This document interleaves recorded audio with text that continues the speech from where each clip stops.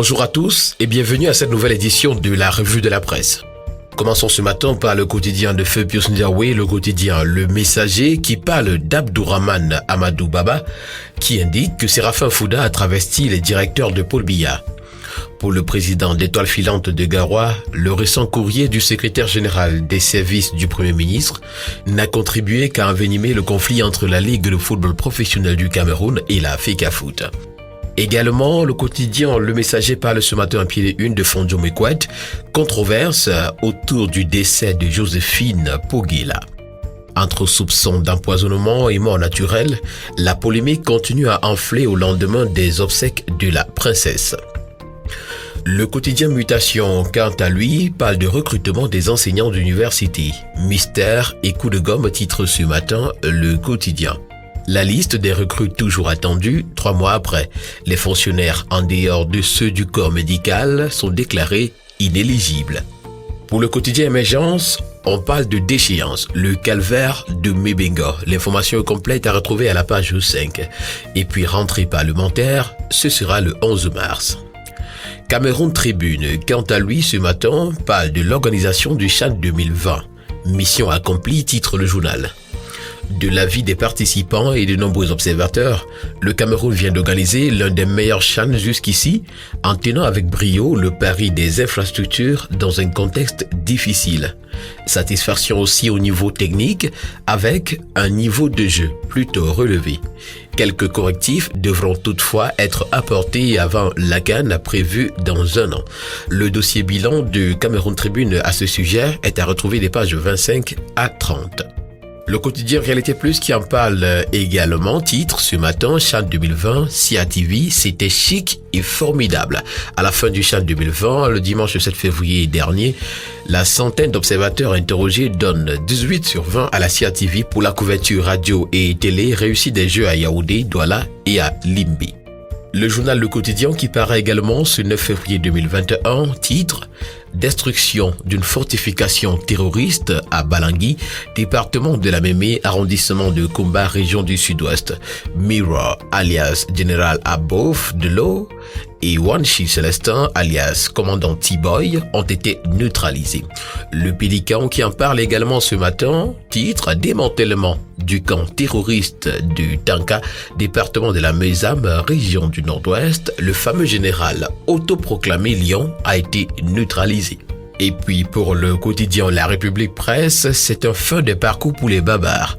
Le quotidien La République Presse s'intéresse également ce matin au soutien aux jeunes impactés par la Covid-19. Coup d'éclat du PNUD à Bafoussam, titre le journal. Le 4 février dernier, à la place des fêtes de Bafoussam, le programme des Nations Unies pour le développement, le PNUD, a offert des appuis à une centaine de jeunes entrepreneurs de la région de l'Ouest dont les activités ont été impactées par la pandémie de coronavirus.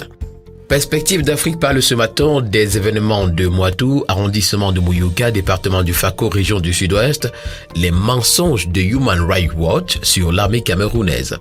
Le 4 février 2021, cette organisation non gouvernementale a pondu un rapport sur les forces de défense et de sécurité du Cameroun. Cet autre rapport de Human Rights Watch est un fatras habituel de morceaux choisis de faits dénaturés à dessein, vulgarisés dans un récit partisan particulièrement muet en acteur, voire partisan de l'insécurité dans les régions administratives du nord-ouest et du sud-ouest du Cameroun.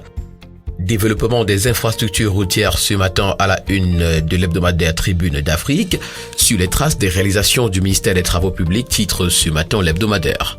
À la tête du ministère des Travaux publics depuis 2015, le ministre Emmanuel Nganou Djoumessi a su imprimer sa marque et permet aujourd'hui au Cameroun d'accroître année en année son linéaire de routes bitumées. Gros plan sur l'évolution silencieuse menée au sein d'un département ministériel névralgique, c'est à retrouver à la page 5 de l'hebdomadaire Tribune d'Afrique qui parle également de Cameroun ce matin, des ministres et des responsables de la présidence dans la tourmente. Le Crayon Info s'intéresse ce matin à la commune de Zouaïtélé. Aristide Bomba prône le développement économique de son arrondissement. Le quotidien L'économie pour sa part parle de financement. Les détails sur l'introduction de la régionale en bourse titre ce matin le quotidien en grande une. Cette microfinance compte d'ici le 26 février 2021 porter son capital de 8,04 milliards de francs CFA à 15 milliards de francs CFA. Zlecaf également, Afreximbank ouvre un fonds pour les entreprises africaines et puis Initiative Yaoundé abrite désormais un service de veille des marchés financiers. La Terre Promise Hebdo, qui est un kiosque également ce matin, s'intéresse à Samuel Eto'o. Enfin, prophète chez soi, s'interroge l'hebdomadaire. La mégastar que le monde entier envie au Cameroun a, en marge du Chan, mené des activités qui montrent toute l'étendue de son amour pour son pays. Mais il se trouve encore des compatriotes qui s'évertuent à le traîner dans la boue. Accident de circulation ce matin dans les colonnes de Vision économique, les états généraux des transports pour mettre un terme à la saignée sur nos routes, titre ce matin le journal. La tenue de ce dialogue national permettra à tous les acteurs du secteur des transports d'arrêter de commun accord les solutions à appliquer pour réduire, à défaut de mettre fin au fléau des accidents sur nos routes. Ministère des Finances également ce matin dans les colonnes de Vision économique, l'État prescrit l'apurement de sa dette intérieure. Et puis crise économique, le portefeuille de la Société nationale des investisseurs, constitué de 32 entreprises, se dégrade au fil des ans. Coupure d'énergie électrique, une marche contre Eneo est programmée le 13 février 2021, d'après l'information que nous livre en grande une ce matin l'hebdomadaire Leader Press. Et puis projet champions nationaux, le rêve brisé de plusieurs entrepreneurs est également à retrouver dans les colonnes de l'hebdomadaire. Le Zénith, qui paraît également ce matin, parle de gestion des fonds du Minsanti.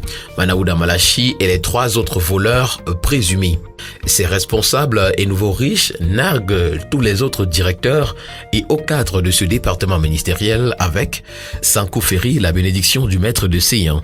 La mission du contrôle supérieur de l'État, instruite par le président Biya, en dira certainement long sur l'étendue de la gabegie des fonds de la Covid-19. Le Zénith parle également ce matin en petite une de la gestion des NEO. Haute tension entre la France et le Cameroun, nous fait savoir le journal. Sous forme de confidence, un cadre de cette structure dénonce la mainmise des Français sur l'entreprise et la marginalisation des Camerounais. Et pour terminer ce matin, parlons de succession avec le quotidien bleu, le quotidien Le Jour. Un second testament pour Photo Victor. Sa fille, Christelle Nadia Fosso, a porté plainte en France dans l'espoir que la lumière soit faite sur les derniers jours du défunt industriel, qu'elle dit avoir été manipulée pendant qu'il séjournait à l'American Hospital de Paris. Le quotidien des enfants de la rue est également à retrouver ce matin dans les colonnes du quotidien Le Jour. Et puis, Chan 2020, le bilan. Mesdames et messieurs, c'est ici que prend fin cette autre édition de la Revue de la Presse. Merci de l'avoir suivi. Nous vous donnons rendez-vous demain pour une nouvelle sortie si Dieu le veut. D'ici là, portez-vous bien et surtout, ne manquons pas de nous offrir au prix de 400 francs seulement notre journal en kiosque pour ainsi faire vivre et revivre la presse au Cameroun. Merci et agréable journée à tous.